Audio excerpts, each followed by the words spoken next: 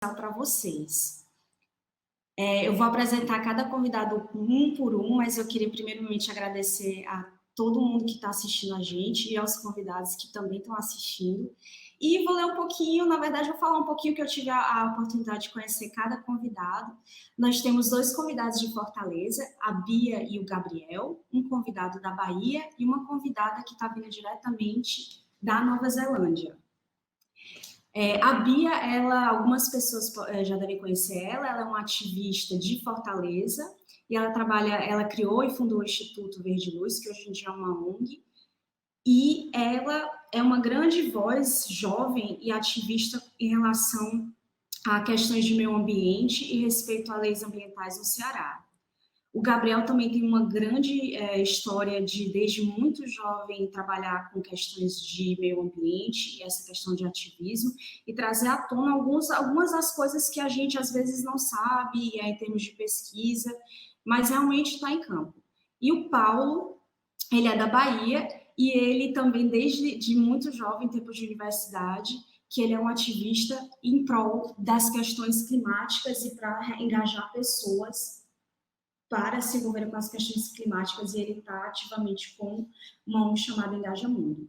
E, finalmente, a Carly, ela vem diretamente da Nova Zelândia, ela trabalhou na Greenpeace durante 11 anos, sendo desses 11 anos, 4 deles na Greenpeace da Nova Zelândia e 3 na Greenpeace Internacional. Então, ela viajou o mundo inteiro, embarcada nos navios, e ela tem uma vivência bem grande, bem mundial, sobre esses temas de ativismo. Então, eu agradeço os convidados, vou trazer todos para dar um bom dia ou boa noite para vocês.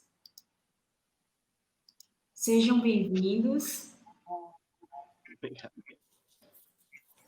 Olá! Gente, eu sei que todos vocês são muito engajados nessas questões de ativismo, que é uma área que algumas pessoas conhecem pouco. Eu queria que vocês contassem um pouco o que fez vocês se emocionarem por essa área, realmente se envolverem, o que realmente foi o primeiro chamado de cada um para dizer, olha, eu quero fazer alguma coisa com ativismo ambiental, eu quero me engajar, o que foi essa coisa que chamou vocês e pediu, não, quero fazer isso? Eu acho que eu posso meio que começar então, se tem alguma ordem. À vontade, pode falar. Então tá. Então, eu acho que antes de começar, eu quero agradecer o convite da Bia. Eu estou muito feliz de estar aqui, esse espaço, falando um pouco sobre o ativismo, também sobre a minha história dentro do Engaja Mundo, né? Então, eu vou falar de forma bem breve o que é o Engaja Mundo. Para quem não conhece, o Engaja é uma ONG de liderança jovem, feita para jovens. Então, um dos principais objetivos dela é inserir a juventude em temas socioambientais através dos nossos grupos de trabalho, né? A gente tem 5 GTs, que é o grupo de clima, o grupo de biodiversidade, grupo de gênero, cidades sustentáveis e ODS, né? Então a gente trabalha dentro de 4 pilares de atuação através do advocacy, da mobilização, participação. Então, para começar, eu acho que eu me tornei ativista não por vontade, sim por necessidade, né? Quando a gente pensa em crise climática, né? As pessoas mais afetadas são aquelas mais vulneráveis, né? São as pessoas que moram em favelas, em periferias, o pessoal que mora em comunidades tradicionais, e eu me sinto parte disso. Então, devido a o meu anseio e preocupação, eu meio que resolvi entrar nisso de ativismo, né? Até então, eu não sabia o que era um ativista, eu só queria mesmo mudar o meu entorno, e a partir do engajamento, assim, eu tive várias oportunidades para desenvolver o meu trabalho com a questão ambiental. Bia ou Gabriel, vocês querem contar um pouquinho para a gente como foi aquele boom inicial que levou vocês? Acho que o Gabriel tem uma história bem bacana de como foi o dele, né? Não sei se quer compartilhar. Quero sim. Então, eu falo agora, né? Então, gente, boa noite a todas e todos. Antes de tudo, muito obrigado pelo convite, pela confiança, né? A gente sabe que o ambientalismo é representado por centenas, dezenas de pessoas, né? E a gente está aqui em 4, em 5, né? Falando disso é uma grande responsabilidade. Então, antes de tudo, né? O meu ambientalismo, como foi colocado, ele foi, digamos, caracterizado como ambientalismo lá em torno de 2013. Mas muito antes disso, eu costumava acompanhar meu pai, né? Meu pai trabalhou por muitas décadas em ONG, né? No SPLA, vem uma trajetória de lutas desde que foi preso na ditadura militar, né? E trabalhando com a administração de organizações da sociedade civil. Então, eu criancinha, 8 anos, 6 anos, 7, ele me levava para construir cisternas, trabalhar com permacultura, né? Toda essa parte no sertão aqui, semiárido do Ceará. E aí, lá para os meus 16, 17 anos, eu passei para Ciências Biológicas na Universidade Federal do Ceará, e eu tinha um fascínio pela ciência, pela biologia, e meu sonho de vida era me trancar no laboratório e estar ali estudando genética, evolução, comportamento animal, produzindo artigos, sendo um operário da ciência, né? Acontece que em 2013 teve uma grande ocupação aqui na cidade de Fortaleza, né? Que durou 3 meses, que foi a ocupação do Parque Estadual do Cocó, hoje Parque do Cocó, né? Como uma conquista até dessa luta, contra a construção de um viaduto ilegal sobre a floresta, né? Então, desde o terceiro, quarto dia eu participei dessa ocupação, sofremos muita violência lá, muita agressão para que a gente liberasse a floresta para que eles conseguissem destruir. Fomos desocupados pela polícia, depois reocupamos, depois fomos desocupados de novo e retomamos a área. E na terceira investida, né, com mais de 1.000 policiais, eles retiraram a gente da área, sob muita violência também, e aquilo mexeu comigo e transformou a minha vida e a forma como eu entendo o conhecimento científico e a academia, né? Então eu passei a direcionar toda a minha formação em biologia para a conservação e de uma forma conectada com as problemáticas que a gente tinha. Então, rapidamente, eu entrei para o SOS Cocó, que foi um movimento que meu pai foi cofundador em 1985, que é um movimento de luta pelo Parque Estadual do Cocó. Antes mesmo de existir a Constituição, antes mesmo de existir a unidade de conservação, essa luta já existia, né? Depois entrei para o Instituto Verde Luz, que é um instituto que a Bia é cofundadora também, né, Bia? Um instituto muito bom, que faz a diferença aqui em Fortaleza. Depois entrei para o Greenpeace, a Fortaleza, instituição que eu também faço parte, sou muito feliz por estar dentro.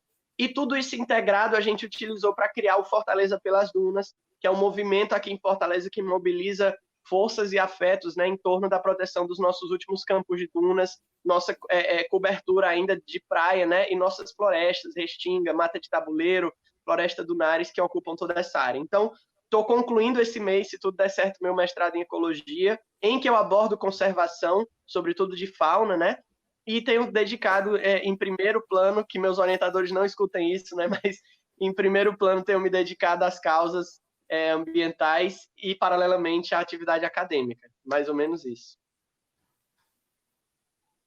Muito, muito interessante assim, a gente ver as perspectivas, né? E o Gabriel, assim, de uma idade bem, bem jovem. Eu vou tentar passar um pouquinho a palavra para Carly. Carly, can you share a little bit about you and what drove you to want to work in an environment and what was your main impetus or drive? Sure. I think what started me down this path was growing up right next to the ocean in a little shack, and having parents that really cared about the environment. So my mum was quite involved in the Green political party, and my dad has probably planted, I don't know, 10,000 trees around the coastline where I grew up. So those things were really influential. When I was about 15 years old, a dolphin that had been injured by fisheries came and started living right in front of the little house. There was a wharf next to it, and it lived there for about 2 years. So we got to interact with that. And I think that's probably, I was already going to be some sort of environmental role, but that made it the clincher that it would be oceans that I would work in. So I studied marine botany, and then I started working for non-government organizations after I left university. And it was when I was overseas, actually, that I started working with Greenpeace internationally in Amsterdam. And then I was able to come home and move back to New Zealand with that same job as an oceans campaigner with Greenpeace. Então, gente, a Carly, ela é da Nova Zelândia, como eu comentei no início, e ela falou que o que inspirou ela realmente fala que é um pouco difícil dizer realmente o que foi a uma coisa que inspirou ela, mas ela acha que foi muito influência dos pais. A mãe dela era envolvida no Partido Verde de política, e o pai dela, ela acha que plantou pelo menos 10 mil plantas, mas que ela perdeu as contas de quantas plantas ela morou, o pai dela plantou. E que ela morava numa pequena casa em frente do oceano, do mar, então ela acha que realmente foi uma das coisas também que chamou a atenção. E com mais ou menos 15 anos, teve um golfinho que foi, que sofreu enfim, ele estava doente, estava perto do oceano onde ela morava, e ela começou a interagir com aquele golfinho, e ela falou, bem, eu acho que agora eu sei que alguma coisa com o meio ambiente eu vou ter que fazer na minha vida. E aí ela fez universidade com a parte de ecologia e ciências botânicas, na verdade, e depois disso ela foi trabalhar com a Greenpeace em Amsterdã, Greenpeace Internacional. Ela passou 4 anos lá e ela conseguiu retornar depois para Nova Zelândia, onde ela continuou trabalhando e ela mora até hoje. Agora eu não sei se a Bia quer contar um pouquinho da história dela, como foi tudo. Quero sim. Boa noite, gente. Também queria muito agradecer pelo convite de estar aqui e, ao mesmo tempo, com essas pessoas maravilhosas que eu amo estar junta e, ao mesmo tempo, ver as histórias. A minha história, ela também vem de uma infância em que os meus pais sempre levavam a gente para sítio, para o interior, para ficar no meio do mato. Então, eu sempre cresci assim com essa conexão muito forte assim com a praia. Fortaleza é uma cidade litorânea, né? E com, enfim, com verde mesmo. Então, eu sempre tive essa sensibilidade e, por outro lado, os meus pais, eles sempre incentivaram a gente a ter esse olhar sensível e esse olhar cuidadoso, não só com o meio ambiente, mas também com as pessoas, né? Então, acho que vem muito da criação. Mas meus pais não eram ambientalistas nem ativistas. Na verdade, a gente é uma família bem conservadora. E aí eu acho que o ponto para mim que a chave virou foi quando eu entrei no direito e eu comecei a fazer pesquisas sobre direito internacional ambiental. E comecei a pesquisar mais sobre problemáticas globais mesmo e comecei a entender a dimensão da crise ecológica pela qual o planeta está passando por conta dos seres humanos, né? E a irreversibilidade disso e como tudo isso pode se tornar bem catastrófico e ao mesmo tempo tendo muitas experiências locais, assim. Eu acho que o Verde Luz para mim foi a porta de entrada para uma realidade que eu realmente não conhecia, assim, que é a realidade das comunidades de Fortaleza. A gente fez trabalho de base comunitária durante muito tempo no Serve Luz e na Sabiaguaba. E também eu lembro do meu primeiro encalhe de tartaruga, que foi muito parecida com a história da Carly, mas não teve um final tão feliz, assim. A primeira vez que eu vi uma tartaruga encalhada e não tinha o que fazer com esse animal, porque a cidade não tinha estrutura para lidar. E a gente teve que levar ela para um centro de reabilitação que não tinha estrutura para receber, e esse animal acabou morrendo, então foi muito triste, assim, isso me marcou muito. Dentre outras situações, assim, de realmente, às vezes, ter que ficar na frente de um trator, porque o próprio governo estava interessado em destruir uma duna. E vendo esse desinteresse, muitas vezes, das instituições em cumprir o seu papel de protetoras ambientais, o próprio Estado não se colocando na posição de cumprir seu dever constitucional, que está lá na Constituição. E eu, como estudante de direito, eu tinha isso muito evidente para mim, assim.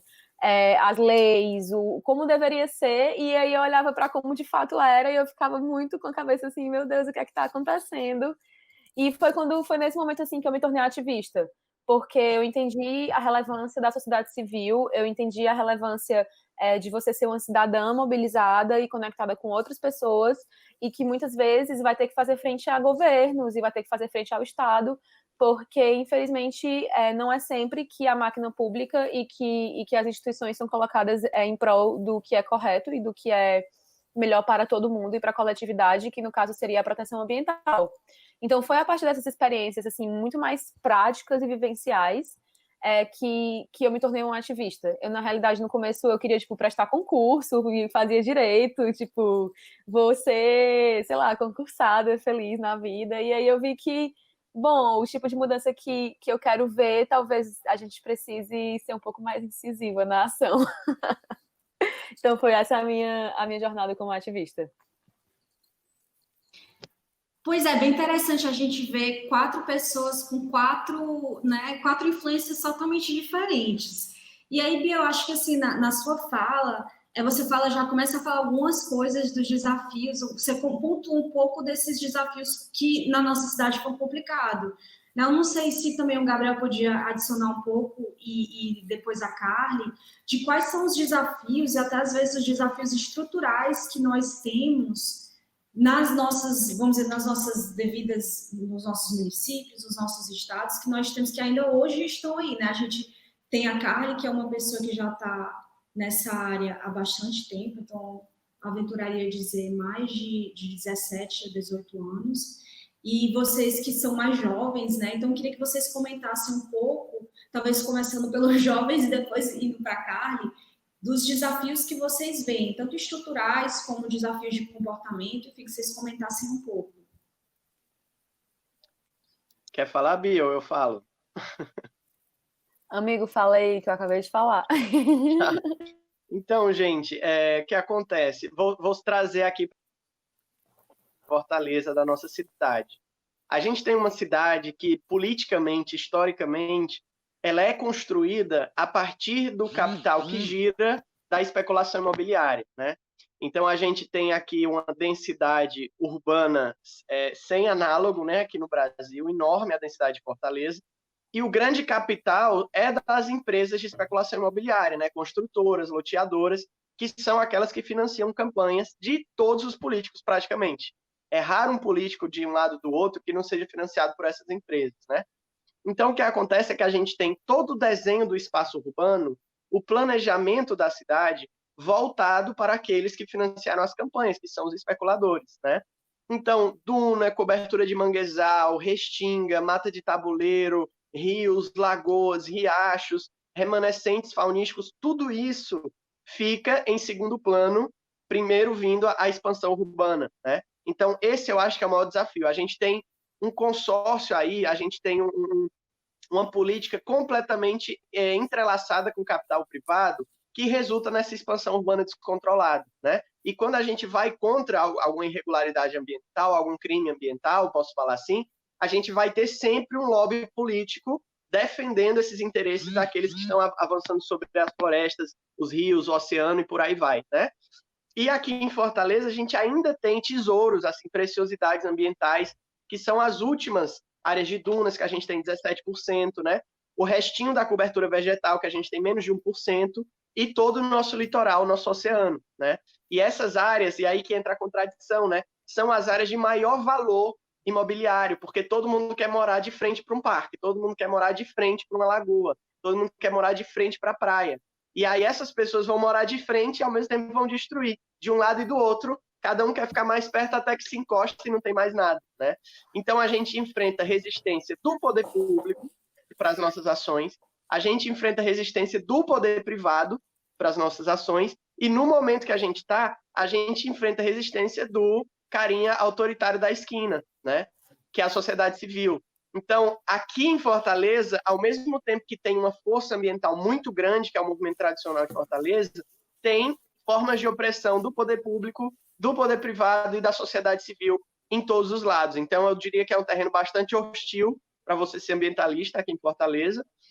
É bastante inseguro também, mas ao mesmo tempo que você vê inspirações em toda esquina, né? Principalmente na região da periferia, né? Em que o problema ambiental sobe pelo ralo do banheiro, né? Entra pela porta de casa, tá no sangue das pessoas infectadas com doenças, né? Com um sistema de saúde ruim, e tudo isso se conecta. Então, é um terreno extremamente fértil e extremamente hostil para ser ambientalista aqui na nossa cidade. Paulo, não sei se você quer adicionar um pouco do seu lado aí na Bahia, quais são as diferenças relevantes que vocês veem? Sim, sim.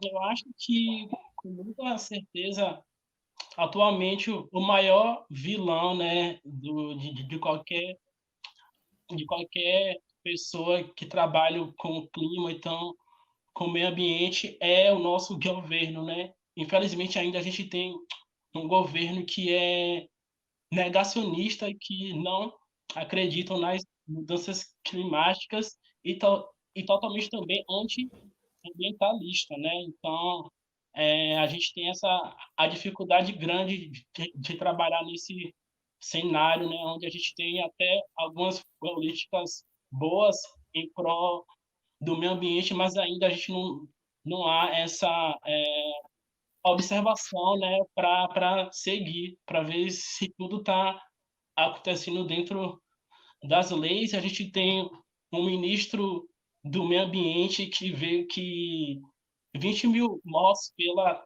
a Covid é uma oportunidade, né, de passar leis contra é, é, a proteção ambiental. Então, falando mais de um contexto mais amplo, infelizmente aqui ainda, eu acho que o governo ainda atrapalha muito o trabalho de quem defende, né, o clima e o meio ambiente. Então, é uma coisa que a gente tem que se preocupar muito. And Carly, so it's interesting to hear your perspective now because you've worked internationally, and one of, as you heard our speakers, one of the main, I would say, the chief challenge that they highlighted is the government or political will, or the lack thereof in our case. So I'm sure you've seen on the news the atrocities from our president and also from our Minister of Environment, and the cuts that we've had on the different positions in the IBAMA, our different bodies that can manage environmental issues. So it would be interesting to hear from your side. You're currently living in a completely different political scenario with a great leader that is preparing your country and also the next generation for a much more environmentally friendly world, let's put it that way. But I would be interested to hear your perspectives, I guess, from when you started working and now. What were the challenges that you had to see and how you overcame them, and whether there's some differences between then and now, and where you're living in different places or different countries you've had to interact, because it seems to be that the political case is definitely one of the things that repeats itself in our part of the world, at least. Yeah, absolutely. First of all, I just wish that I could share our government with the whole world. Yeah, we're very lucky to have the government that we have at the moment, and the sort of thoughtful leadership and also compassionate leadership. So more thoughtful about environmental issues, but also really thinking about how those issues affect people and populations. So I guess this government, we're about to come to an election. So we're all hoping, but I think we have a good level of trust that we'll keep something similar to the government that we have now. I guess one of the challenges we have here is whether we keep a strong green voice in our government. So the current ruling party and coalition is the left-wing party, but having that really more clear issue green voice is really important as well, because that pulls the environmental aspects into the government's thoughts. So I guess the challenges that I've seen, it's really hard to compare countries where there's just such difficulty with the political situation, and where governments are just so far from acting in the interests of the people. But we still, despite having a relatively good government here, we still have the situation where, as a non-government organization or as an activist, you feel like you're one person, you would struggle to get a chance to speak with any politician, whereas any head of industry could click their fingers and have a meeting with the minister or even the prime minister tomorrow. So it can feel like there's a huge imbalance of resources and access and influence to government. But I guess what I've seen is that the strength lies in, they might have the access and the resources and money, but we have the many, we have the people.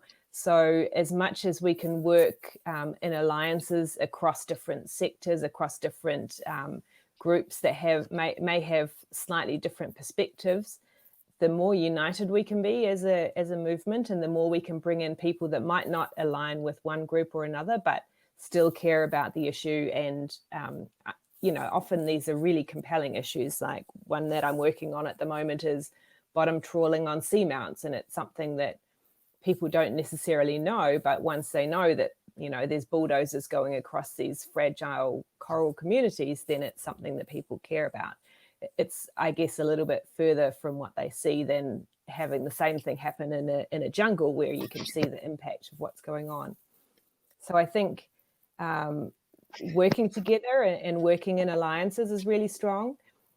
Where the issue isn't right in front of people, being able to convey it to them. So having really strong storytelling and photography and video footage from where the impact is happening and being able to convey that to people, I think those are all really important things. So really including people and including journalists and media in the campaigns that we run is something that I find helps to rebalance the power dynamic from the industry bosses who have the access and have the money to just speak immediately to politicians. That's great points. Então, gente, a Carly, para quem chegou aqui por último, ela é da Nova Zelândia, né? Então, a gente estava falando dos desafios que a gente tem no Ceará, no Brasil, e ela começou a compartilhar, porque no caso da Nova Zelândia existe uma presidente que está muito atenta, que ela governa com pensamento em todos, com muita compaixão, e, no caso, eles, né, têm umas políticas públicas muito interessantes em relação ao meio ambiente, entre outras coisas. Ela fala que eles vão ter eleições esse ano e que as pessoas que não sabem qual vai ser o partido que vai se eleger, mas que provavelmente um partido de esquerda, mas ela espera que eles continuem mantendo as políticas públicas que foram feitas até agora.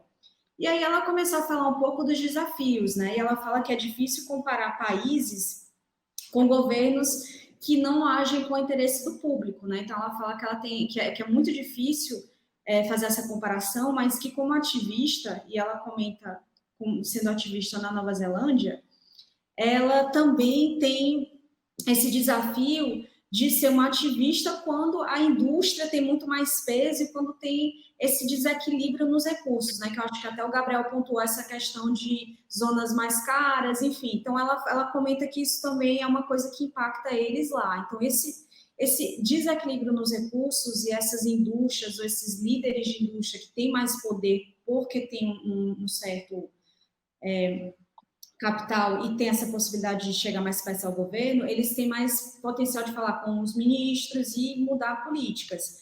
Mas que ela fala que a fortaleza que ela, como ativista, tem são os muitos, né? Então, que ela fala que as alianças entre pessoas de setores diferentes, as pessoas estando mais unidas, mesmo que elas não sejam, no geral, unidas, mas que elas se unam para aquele tema, que isso é o que traz fortaleza para eles lá. E aí ela comenta que um projeto que ela está, uma campanha que ela está trabalhando agora, que é sobre pesca que arrasta no solo do oceano, que é uma coisa que quando as pessoas começam a entender o que elas se tornam muito mais engajadas. E na hora que elas se impactam, aí elas se tornam também uma ativista. E que ela está trabalhando junto com muitas pessoas e que ela acha que às vezes é mais difícil trabalhar com alguns temas como florestas, que estão mais longe das pessoas, e que aí o que ela faz para trazer esses temas mais próximos, ela usa muito dessa questão, novamente, trabalhar com outros grupos e trazer aquela questão de contar a história, né? O que a gente hoje em dia usa em português como storytelling, o mesmo tema em inglês. E que ela usa muito de fotografia, eles levam jornalistas para as áreas que eles estão, para justamente vai incluindo as pessoas, vai incluindo a mídia, e assim eles vão conseguindo também contar uma história, passar pelos olhos dele, algo que talvez a população, uma pessoa normal não conseguiria ver. Né? Então, muito interessante esses pontos da Carly. E aí eu queria trazer para vocês três essa questão de como que vocês montam as campanhas, como que vocês articulam, se tem alguma similaridade com o que ela faz, ou se vocês veem um desafio, né? Vamos dizer que na Nova Zelândia ela consegue atrair mídia, ela consegue atrair esses públicos, e eu não sei se a mesma coisa acontece com vocês. Eu queria que vocês comentassem um pouco, vamos dizer, tirando os desafios, quais são as oportunidades que vocês veem para engajar as pessoas. Bia, Gabriel, Paulo. Posso falar, se quiserem. Vou falar em seguida também.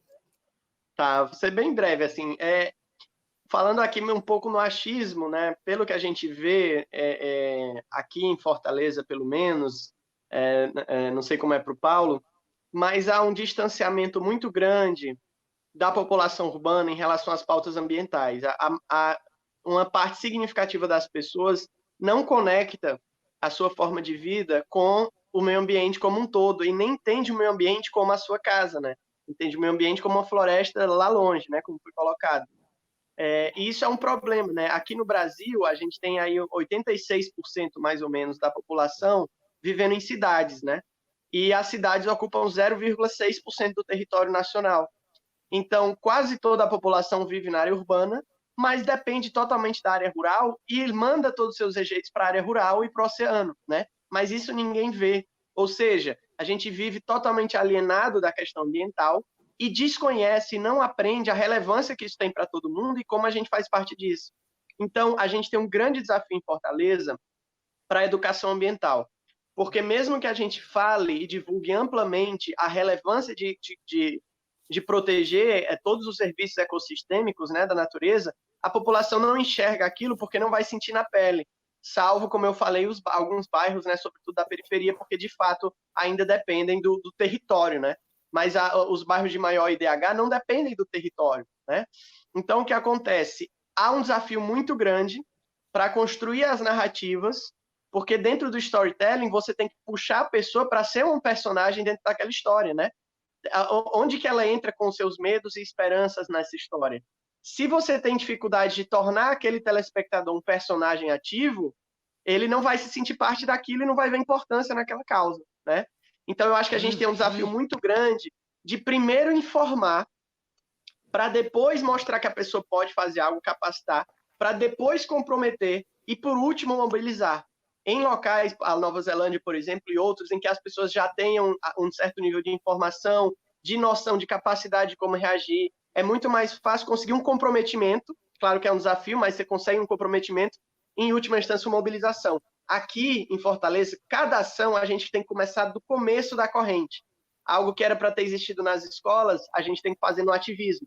Então, às vezes, estão destruindo hoje uma área de preservação e a gente tem que começar explicando o que é uma unidade de conservação, né? Por que é importante ter áreas florestadas na cidade para depois chegar no problema, né? Então, a gente tem que voltar muito à narrativa para construir a história desde a origem da cidade. Então, é um desafio, sem dúvida, essa questão ampla, né, e conectada da sociedade daqui. Eu posso falar? Eu acho que nessa perspectiva de desafio e oportunidade, né, com certeza eu me sinto muito contemplada pelas falas de todo mundo, assim, porque o Gabriel, ele deu a perspectiva mais local de que a gente é ameaçada aqui por uma indústria muito específica, que é a indústria da construção civil e da especulação imobiliária, e aí a gente passa para o Paulo falando da problemática nacional, que está todo mundo muito aflita mesmo, assim, com a questão do Bolsonaro, e a Carly falou de uma questão que realmente é muito importante, que é essa questão narrativa, né, porque a complexidade dos problemas ambientais e a maneira como os efeitos estão interligados, e muitas vezes com impactos negativos muito projetados para o futuro, faz com que as pessoas não vejam a urgência de se tratar dessas pautas, assim. E aí, esse desafio da comunicação é um desafio realmente muito, muito vibrante, assim, porque é difícil você falar para uma pessoa que vive numa cidade que o aumento do nível do mar vai impactar ela de alguma forma. Mas aí você fala, o nível do mar aumentando, quer dizer, o aumento da temperatura do planeta vai aumentar o nível do mar, que vai pegar algumas casas, alguns prédios ali na orla, vai erodir a nossa orla, e ainda assim é tipo, daqui a 20 anos, então como é que a gente fala isso para as pessoas, né? é muito difícil, realmente, mas acho que desse desafio vem a oportunidade, porque como isso não está sendo falado, é um espaço muito fértil. Então, quem fala, e quem fala com segurança, e quem fala de uma maneira acessível, vai estar conseguindo chegar nas pessoas pela primeira vez. Então, é um desafio, mas é também uma oportunidade, e eu acredito que é possível. Eu acredito que é possível a gente fazer essa tradução. É como a Carly falou, precisa contar uma história. E se a gente levar em consideração que todo mundo quer ter filhos, e todo mundo quer ter netos, e todo mundo acredita, quer o melhor para essas pessoas, se eu vou ter uma filha, eu não vou querer que ela viva num ambiente de apocalipse climático. Eu não vou querer que ela viva numa cidade em que a cidade não tem estrutura para aguentar as chuvas, que o campo não vai ter estrutura para aguentar as secas, e isso vai se traduzir em escassez de comida, isso vai se traduzir em escassez de água. Eu vou querer ter uma filha que vá poder sentir o prazer que é estar numa praia, botar o pé numa areia, e a gente sabe que as praias estão desaparecendo. Então, é muito gritante. O cenário do apocalipse climático, se a gente souber explicar ele direitinho, ele é desesperador. E aí a gente já entra no outro ponto, assim, né? Que mas como fazer as pessoas não se desesperarem ao ponto de ficarem, pois então também eu não quero mais saber de nada disso, vou viver aqui o dia e não tô mais nem aí para nada. Então é realmente uma linha de comunicação muito tênue, mas eu acredito que é uma grande oportunidade, porque a gente tem os dados, e essa crise do coronavírus, ela fez com que as pessoas acordassem para a seriedade da ciência.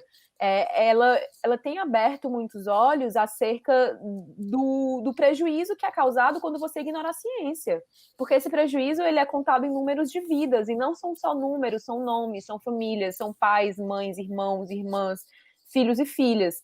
Então, eu acredito que a gente está num momento dentro da história da humanidade que é um momento de mudança de paradigma, porque estamos vivendo uma crise sem precedentes, que é essa pandemia do coronavírus, e ela é apenas um menu degustação do fim do mundo, porque em seguida virão crises muito mais sérias e que são crises muito mais difíceis de se reverter, quando não irreversíveis, né? Porque existem certos gatilhos do clima que, uma vez acionados, você não volta atrás.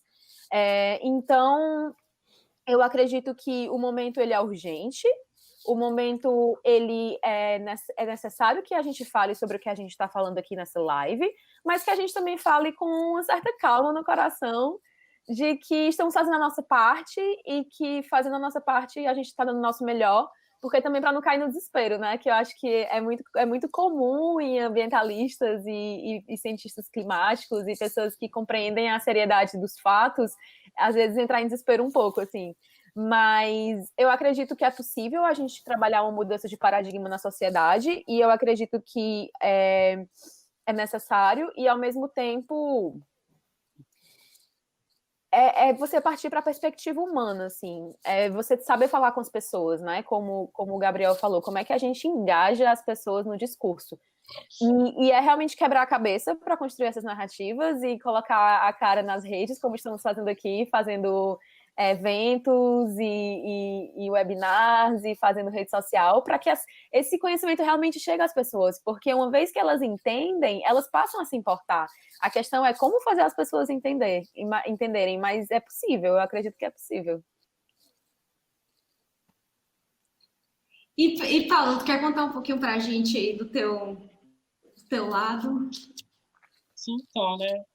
Eu gostei muito da fala do Gabriel, isso até acabei de lembrar isso, eu tive a oportunidade de ser coordenador de campanha dentro do Engajo durante 2 anos, né? Eu coordenava a campanha que se chamava Solução, que, de forma bem breve, o principal objetivo dela era tentar inserir o conhecimento sobre energia solar em comunidades tradicionais, em escolas e tal, e aí eu tive a oportunidade de ir numa comunidade no Rio de Janeiro, né, para falar sobre esse tema, né, e falar sobre essa solarização.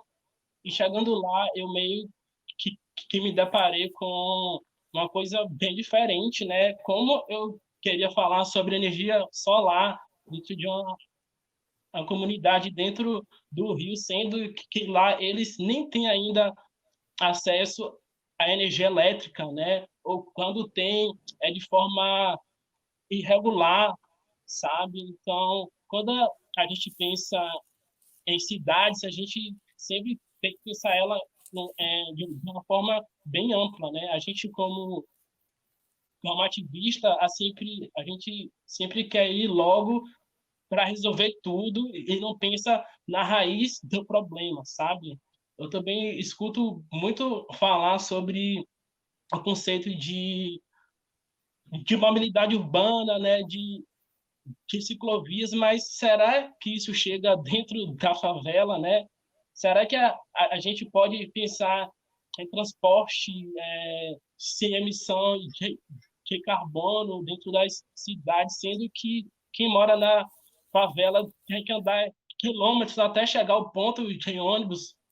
Então, quando a gente pensa no contexto de cidades, eu fico muito preocupado com isso, né?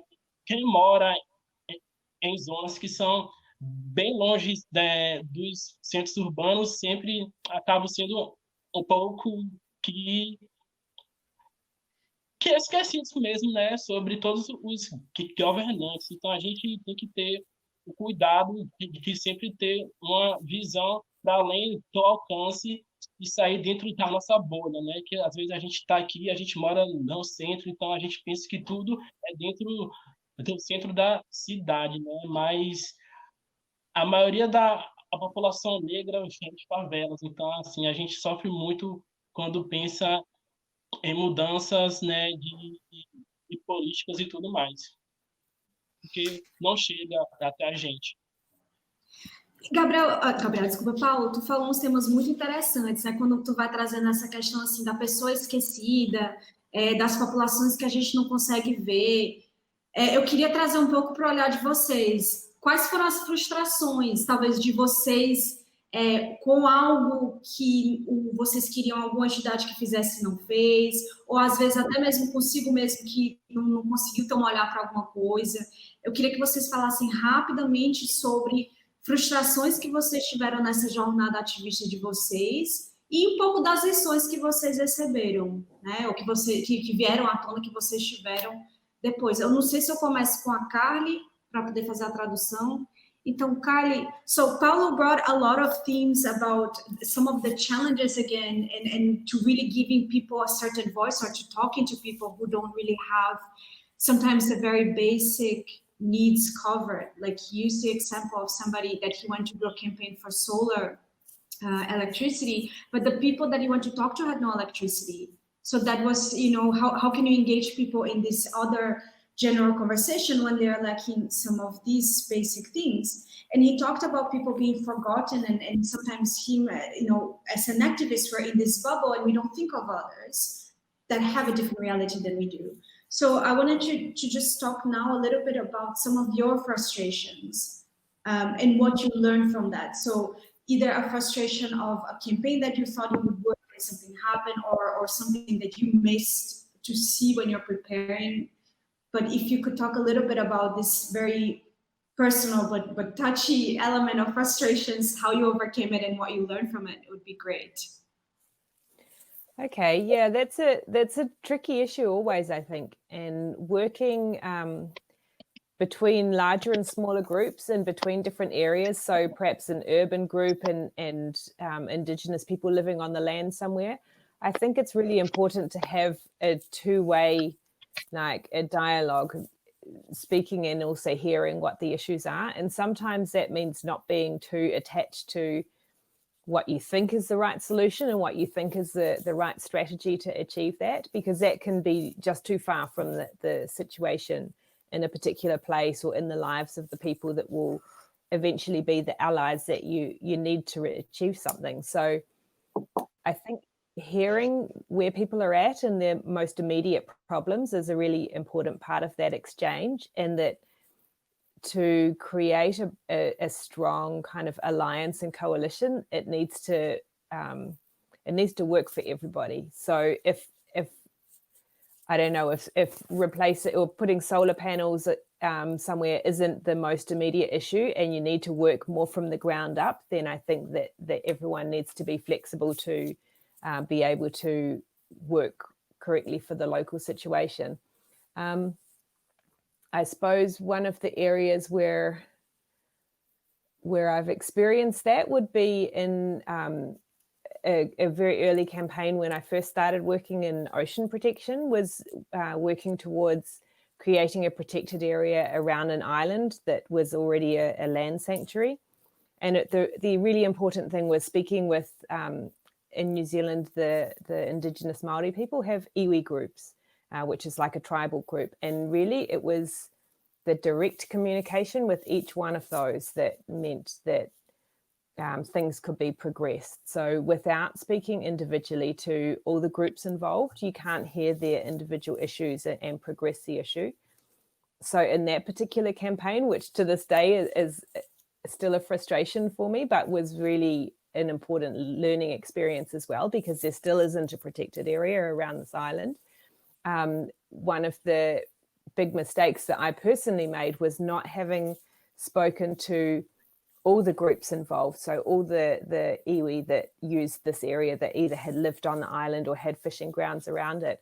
And it can be, you can feel like you're making a shortcut when you find someone who has a local voice who agrees with what you're trying to do and might be closer to where you're going right now.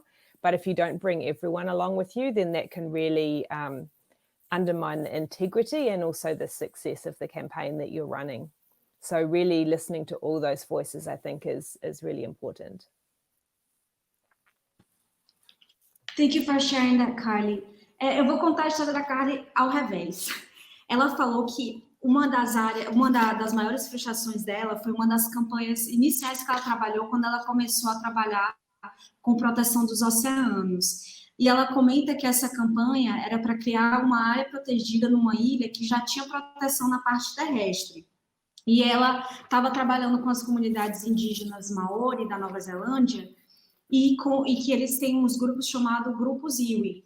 E que o erro que ela fez, né, ela coloca até como erro, o erro que ela fez foi que ela não falou com todos os líderes desses grupos. Né? E ela fala que, assim, às vezes a gente pode pegar e pensar que a gente está tendo um atalho porque conversou com uma pessoa que tem a mesma visão do outro, mas ela não conversou com todos os líderes. Então, por causa disso, ela fala que foi a maior frustração dela porque essa área protegida marinha ainda não foi declarada.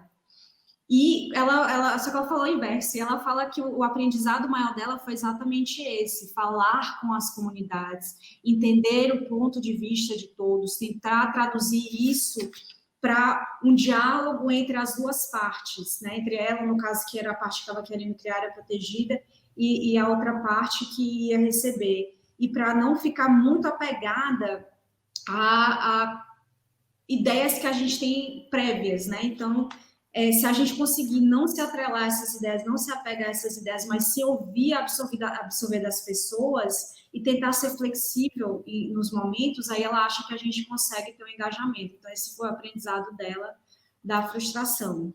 Gente, eu queria muito que vocês contassem as frustrações. Agora a gente tem 2 perguntas, então se vocês puderem, talvez o Gabriel dizer uma frustração rápida, e aí a gente entra para as perguntas, seria maravilhoso.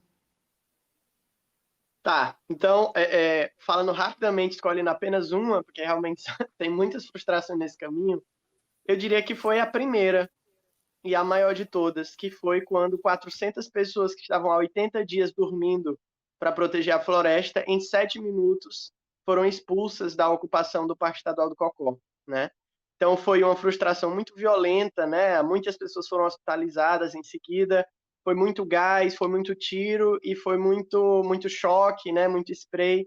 Então isso aí deixou todo mundo completamente chocado até, né? Lá meu pai estava lá, pessoas que a gente compartilhou ali aquele espaço por 80 dias foram brutalmente removidas da área.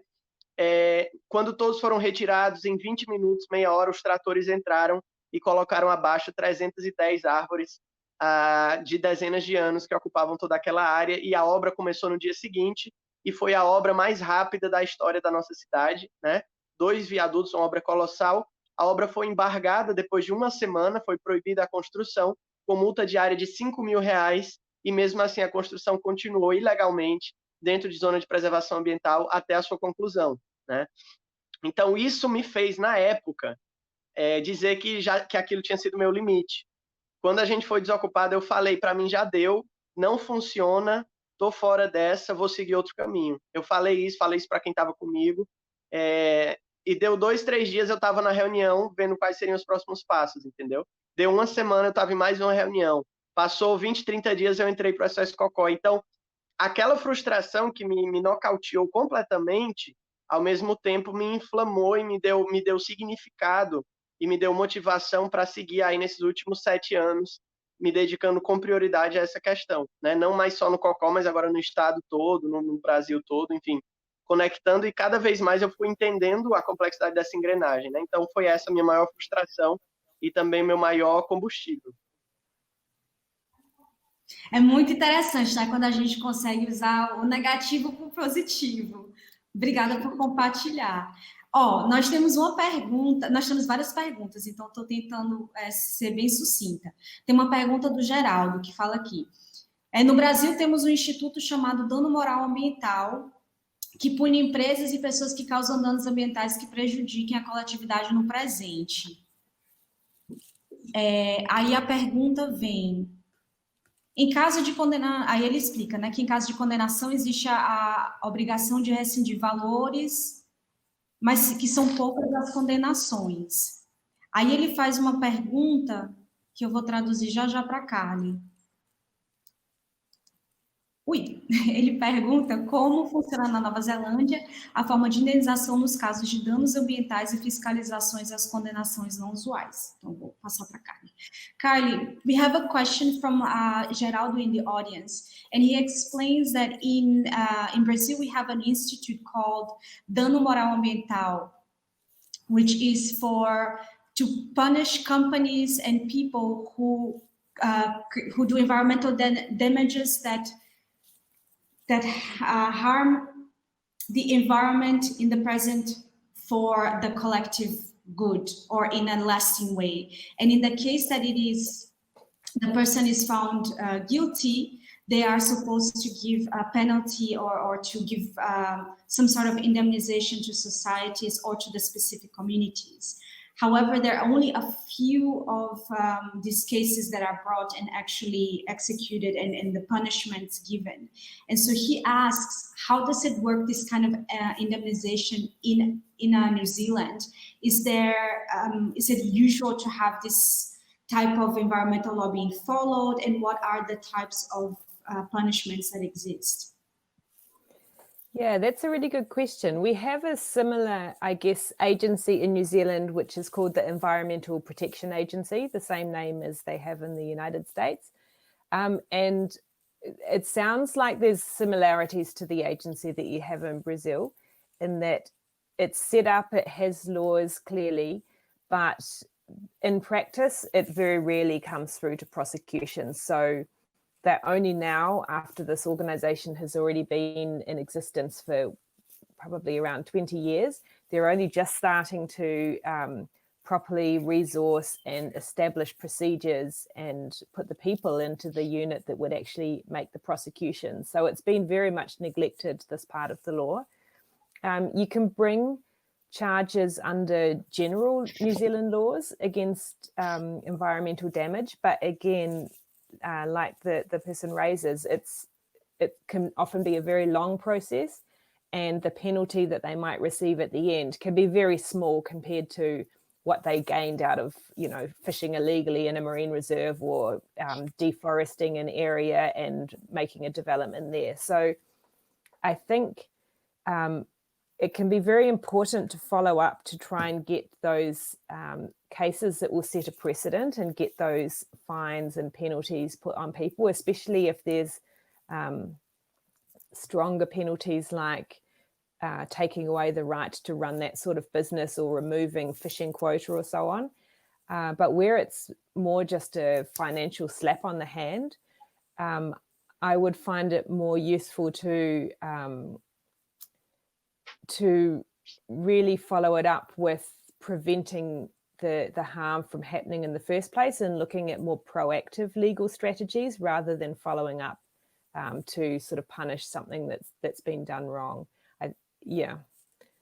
There's place for both, but I think if you can be one step ahead and be proactive, if you have access to kind of legal representation and lawyers in your team, then trying to be proactive and stop it from happening in the first place, or set a precedent around changing the rules to tighten a particular area of legislation up, can be more effective in that way. Because I think in many countries the same problem is faced, that these regulatory agencies are very weak, very slow, and the fines and penalties are very small compared to what a company might have gained from chopping down trees or whatever. Thank you for that. Então, a Carly fala que na Nova Zelândia tem uma agência que é chamada Agência de Proteção do Meio Ambiente, que é o mesmo nome da agência americana, e ela já está lá há 20 anos, mas que apenas agora que ela está começando a ser propriamente equipada, com as pessoas nos lugares, as pessoas que possam dar continuidade aos casos. E ela fala que as leis sanitárias existem, mas que a questão é de as leis serem realmente respeitadas e que os casos sejam julgados. E que, independente disso, dessa agência, as pessoas podem levar casos para, vamos dizer, dentro das leis normais, mas que são processos muito longos e que geralmente as penas são muito pequenas quando você compara com o dano que a empresa possa ter causado ao meio ambiente, né? Então, ela fala o que a empresa pode vir a pagar por ter pescado numa área protegida que seria legal a pesca, ou por ter cortado árvores em um lugar que não era para ser cortado, é muito pequeno em relação ao que foi perdido. E ela usa ela fala que os casos, ela usa a palavra como uma palmadinha na mão dos empresários, que a penalidade chega a ser não tão séria, que para ela, na visão dela, o que seria importante seria prevenir o problema de acontecer, ou seja, retirar a licença dessas empresas para que elas não continuem operando, para justamente não causar novamente esse tipo de dano. Nós temos aqui uma outra pergunta que eu queria trazer para vocês, que eu acho que vai ser bem legal, que é essa pergunta: quais os conselhos que vocês dariam para alguém se tornar ativista ambiental? E aí, assim, a gente tem 3 minutos para terminar, mas eu acho que se vocês quiserem esticar um pouquinho, dá certo, porque eu acho que essa parte é bem, bem legal de contar para as pessoas. Quem quiser ser o primeiro voluntário ou voluntária? Eu acho que um conselho, na verdade não é um conselho assim, porque eu vejo quando a gente entra no mundo de ser de qualquer tipo, seja o ativismo ou pelo clima ou por qualquer outro tipo de causa, a gente tem que olhar o nosso entorno, né? Ver o que é que está incomodando a gente e de que forma a gente pode meio que começar a trabalhar com isso, sabe? Acho que a gente não precisa logo querer de brigar, de sair em marcha, sabe? Mas sim a gente ter um olhar mais voltado para o nosso bairro, para a nossa casa, para a nossa faculdade, que eu acho que já é assim, um caminho meio que inicial, né? Eu acho que a gente tem que começar meio querendo que mudar o nosso entorno antes de começar a mudar as estruturas assim de uma forma mais geral. Então assim e com calma e com sabedoria. Gabriel o conselho... não, Bia, pode falar. O conselho que eu daria é... Vixe, travou minha tela. Ah, não, voltou. O conselho que eu daria seria bem na linha, assim, do que o Paulo falou. Se importe com algo que está próximo de você, sabe? Porque quando a gente passa a olhar para a nossa realidade e entender que a gente tem o poder de transformar a nossa realidade, é aí que a gente começa a se engajar mesmo. Porque a crise ambiental, ela é global, mas os impactos são locais, as realidades são locais, as ações são locais. Então, é realmente a gente olhar para dentro de si e pensar qual é aquele problema que me incomoda. Porque quando um problema é de todo mundo, ele não é de ninguém. E muitas vezes a gente vai ter que puxar, assim, um problema para si. E entender que, bom, agora eu vou levar isso aqui do começo até o fim. E não desistir. Porque a gente vai passar por frustrações, assim. Como o Gabriel colocou bem, a gente tem muitas frustrações, porque a gente está, muitas vezes, lutando contra coisas que são muito maiores do que a gente. É o governo, são empresas multimilionárias. Então, se a gente não tiver essa capacidade de levar uma queda e depois levantar, sacudir a poeira e seguir em frente, aí a gente vai achar que a gente perdeu. Mas, na realidade, o simples fato de a gente estar acreditando em algo que é contra a corrente, ou então a gente está acreditando em algo que é maior do que a gente, já faz com que a gente impacte pessoas de maneiras que muitas vezes a gente nem consegue perceber, assim. Às vezes a sua atitude está impactando uma série de pessoas que estão olhando para você, estão te admirando, estão te achando exemplo, e aquelas pessoas vão tomar outras atitudes, entendeu? Então é realmente não menosprezar o impacto que é você fazer algo diferente, sabe? O impacto que é você tomar uma ação.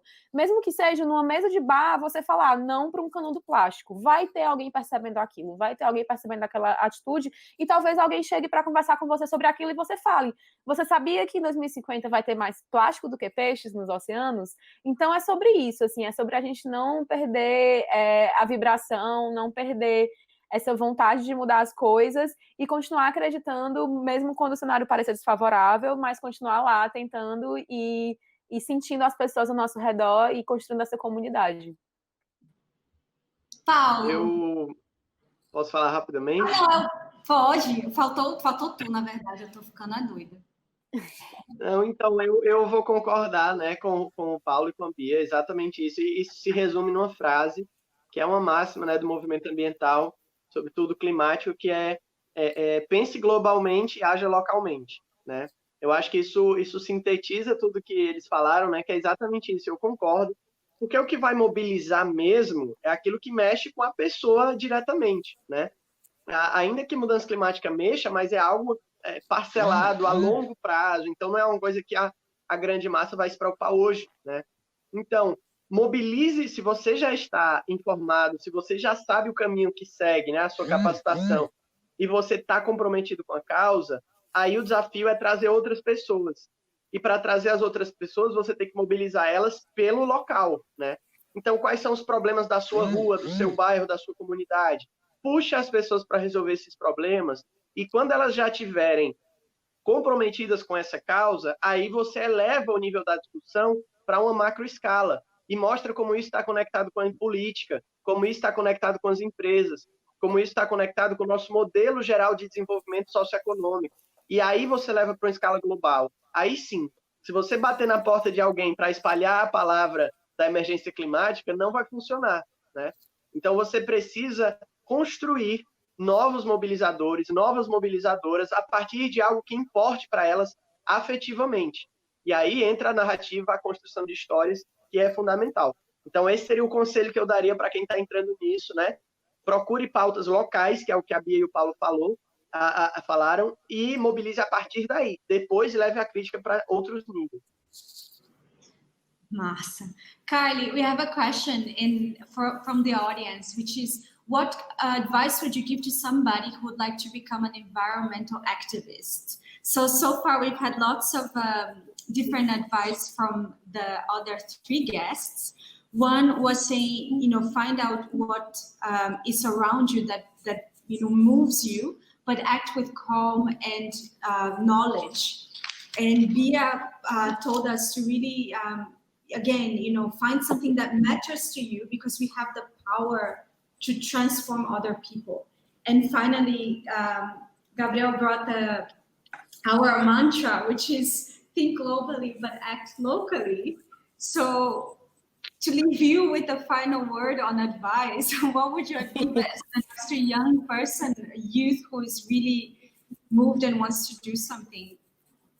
Yeah, thank you. It's a really good question. And also, I'd just like to say thank you to Rachel, who's been translating everyone's comments. So I've been able to keep up with what you've been saying.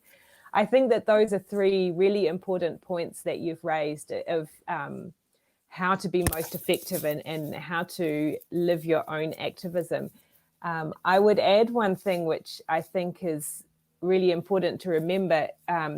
when you start these campaigns and are working for these topics that mean so much to you, is to remember to look after yourself and the people around you as well. So being an activist and being a campaigner and advocate can seem very, there's a lot of conflict, there can be a lot of arguments, a lot of protest, even a lot of aggression and threats. And to remember to look after the people around you and kind of nourish each other as well. And also just to remind yourself that you're not doing it because you love arguing or because you love fighting with the company or whatever.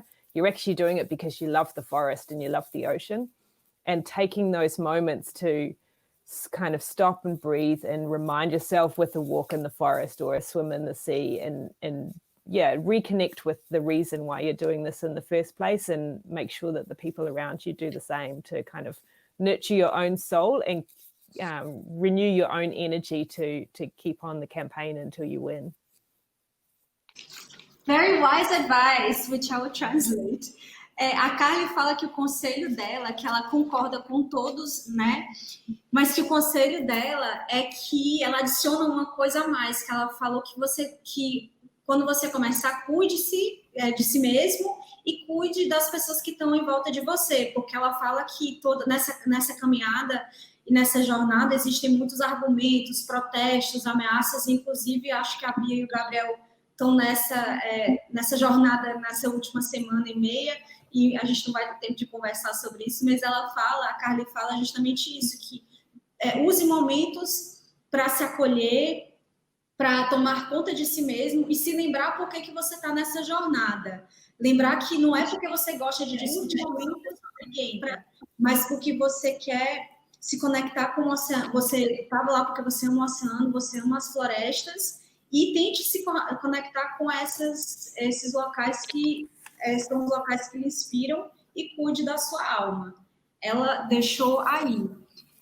Nós temos uma última pergunta, mas essa aí eu vou fazer, que foi da Ismária. Ela falou que ela era estudante, e aí como a gente já passou do tempo, eu vou ler a pergunta dela, mas aí a gente vai soltar as respostas no Instagram nosso e no Instagram do Instituto Verde Luz. Então, vocês vão ter que ficar de olho nos Instagrams da gente. A pergunta dela, ela coloca um comentário que ela é estudante e ela pergunta como ela poderia começar a entender e se envolver na causa ambiental. Aí ela pede dicas de locais para buscar informações, livros, documentários e páginas no Instagram. Então, como a gente já extrapolamos nosso tempo, eu vou deixar como dever de casa da gente dos convidados, né, aquela pessoa que já está comprometendo todos vocês em darem cada uma dica, e aí a gente solta nas nossas redes sociais para que as pessoas continuem aprendendo, que a gente continue o diálogo. Eu queria muito agradecer a todos os convidados, dizer que esse foi o primeiro episódio da nossa série Meio Ambiente em Cena, que é uma série da Intention Ventures em parceria com o Instituto Verde Luz, quer dizer, dos dois, né? Nenhum parceiro ponto, mas os dois juntos, e que nós vamos ter o próximo episódio na próxima semana, na sexta-feira. Então, que outra vez, fiquem de olho nas redes sociais, porque eu não posso dar spoiler, mas a próxima semana vai ser também muito legal. E a gente quer justamente fomentar e continuar o diálogo. Então, agradeço a Bia, o Paulo, o Gabriel e a Carly, e fiquem de olho que a gente vai botar esses spoilers para vocês nas redes e também as dicas. Muito obrigada a todo mundo e boa noite. Muito obrigada, gente. Boa noite. Obrigada.